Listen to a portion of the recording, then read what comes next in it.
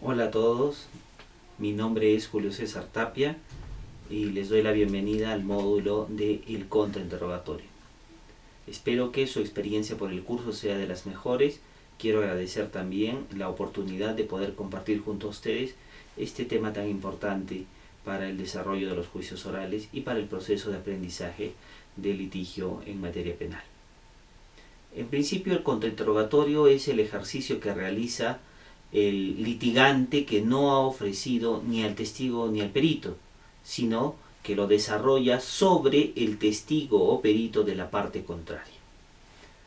Para embarcarnos en un contrainterrogatorio, debiéramos resolver algunas preguntas. La primera de ellas es considerar, ¿no?, establecer si es que en efecto resulta necesario contrainterrogar. De hecho, en muchos de los manuales que circulan en nuestros países y también en Panamá, se precisa que el mejor contrainterrogatorio es el que no se realiza.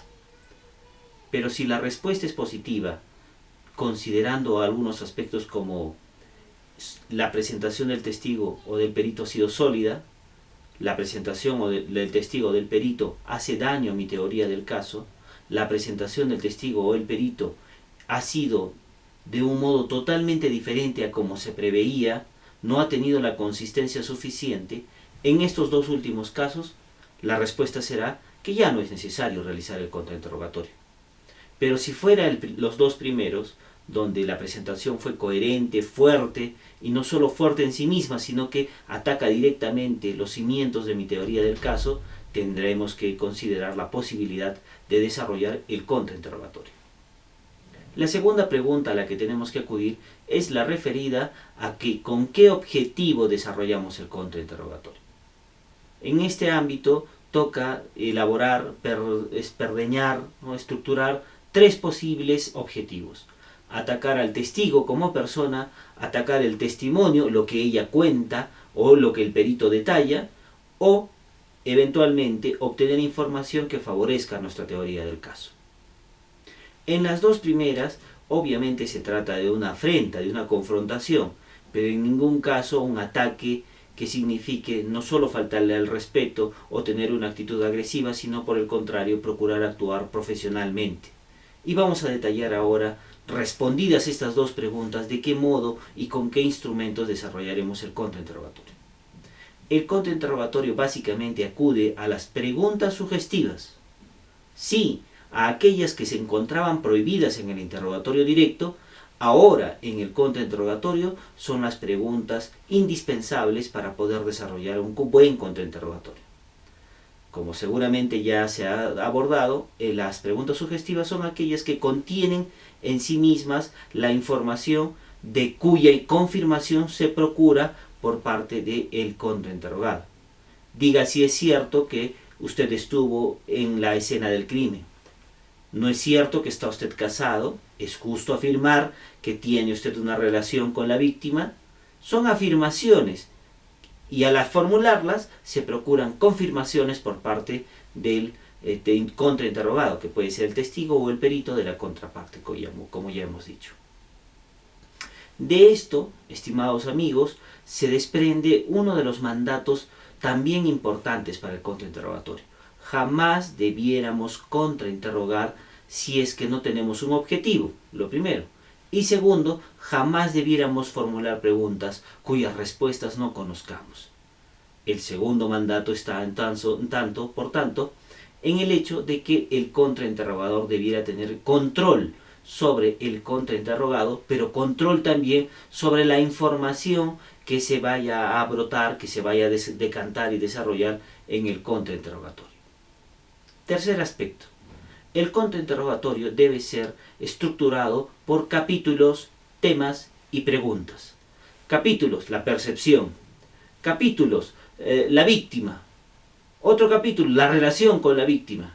Temas, el tiempo, el tipo de relación, las circunstancias de la relación, y cada uno de estos temas dividirlo en preguntas.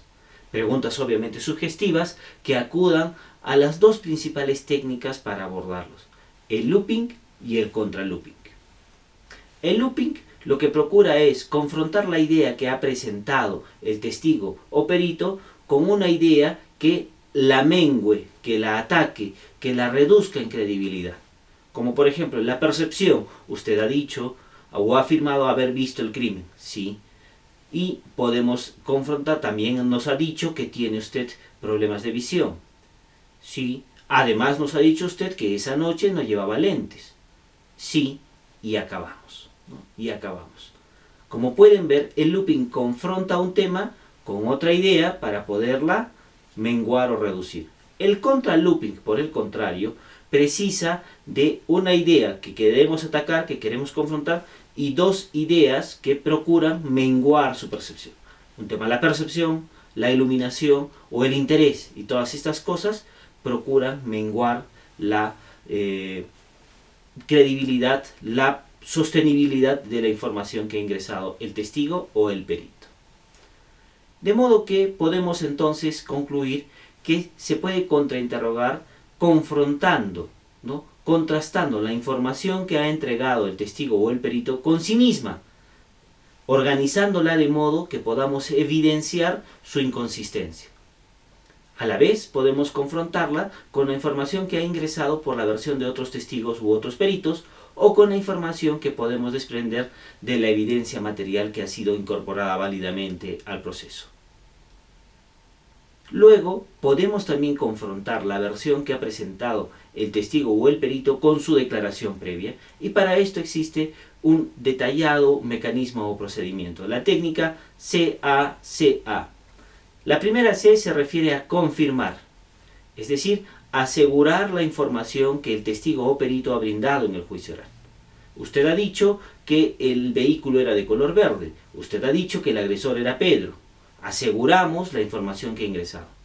Luego afirmamos la declaración previa. Usted ha declarado sobre estos hechos anteriormente. Sí, ¿no? Y luego confrontamos.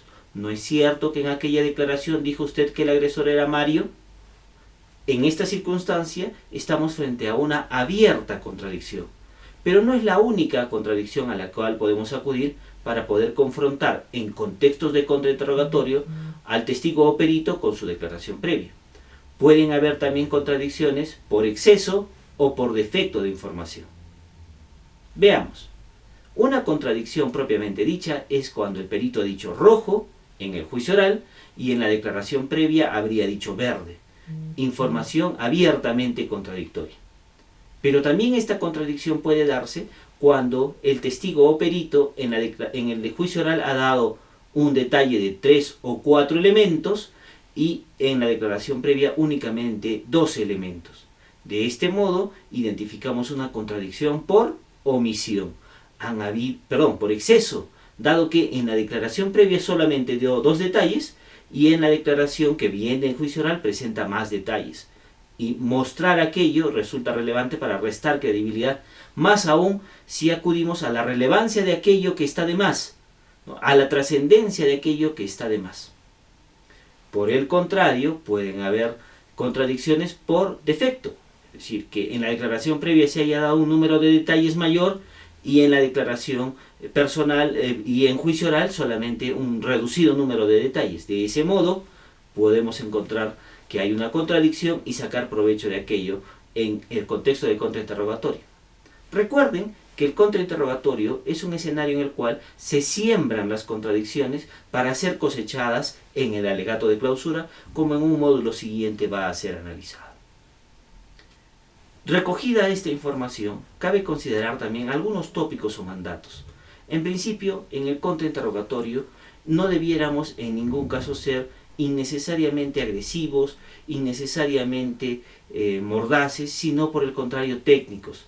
Y de allí desprendemos otro de los mandatos del contrainterrogatorio: controlar al testigo que es contrainterrogado o al perito que es contrainterrogado, pero también controlar la información, como habíamos adelantado, pero también controlarnos como contrainterrogadores. Luego, de ello desprendemos otra circunstancia: jamás pelear. El contrainterrogatorio no puede ser una confrontación ni un diálogo, es un contrainterrogatorio, donde el contrainterrogador resulta la estrella y procura la información que le permita evidenciar la contradicción. Otro elemento es el saber cuándo acabar. Una vez que ha aflorado o hemos mostrado la contradicción, debiéramos evitar que el contrainterrogado diera explicaciones. De allí también desprendemos el otro mandato. Jamás procuremos preguntas explicativas. ¿Cómo es posible que habiendo dicho verde, luego anteriormente haya dicho rojo? Allí podemos encontrarnos con una explicación que desbarate lo que hasta ese momento hubiésemos logrado. Entonces, prohibidas las preguntas explicativas, ¿no? De esta disposición también podemos desprender que debiéramos saber cuándo acabar. Acabar el tema y pasar a otro tema para iniciar otra línea de contrainterrogatorio. Finalmente, cuando se trata de peritos, el contrainterrogatorio es aún un reto mayor, y en ese contexto debiéramos acudir a especialistas que nos den la información que permita identificar en principio los capítulos y los temas y nosotros desarrollar las preguntas que muestren las contradicciones a las que hayan acudido. También aplica para el contrainterrogatorio de peritos la prohibición de confrontar con aquel, de pelear con aquel, ¿no? De discutir con aquel, porque nos guste o no, el perito es eso, técnico en su materia, y difícilmente nosotros podemos prevalecer sobre aquel si es que no contamos con la información que nos proporcione otro técnico. Desde esta perspectiva, estimados amigos, recapitulando lo dicho hasta ahora, lo primero que debiéramos evaluar es si vale la pena o no, si es necesario o no contrainterrogar. Si luego vamos a contrainterrogar, responder la pregunta, ¿con qué objetivo? ¿Voy a atacar al testigo? ¿Voy a atacar el testimonio? ¿U obtener información que sea beneficiosa a mi teoría del caso? Tercero, organizar el contrainterrogatorio en capítulos, temas y líneas de preguntas. ¿Qué preguntas voy a utilizar? Las preguntas sugestivas, que presentadas de un modo adecuado podrán confrontar la idea que ha sido presentada por el testimonio con una idea que la mengue, looping, o la idea que ha sido presentada en el testimonio con dos ideas que la contrasten, contralooping. Organizar la información de modo que se muestre su falta de credibilidad, sus inconsistencias.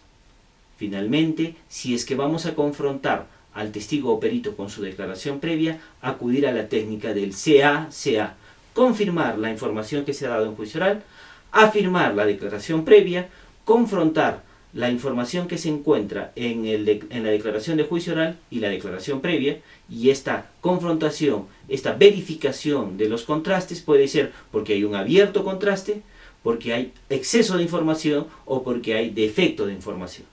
Y la última A es acabar, ¿no? Evitar que diera explicaciones. Finalmente, sea testigo o perito, jamás debiéramos confrontar, es decir, pelear, tener una discusión, ¿no? O ser innecesariamente agresivos con aquellos, sino por el contrario, técnicos y profesionales. En el material van a encontrar un ejemplo de interrogatorio y contrainterrogatorio que servirá para graficar de un modo aún más detallado lo que hasta este momento he dicho. Yo les agradezco mucho su atención, mis mejores deseos para el desarrollo de este curso y ojalá lo trabajado en este módulo haya servido para consolidar su formación profesional. Muchas gracias.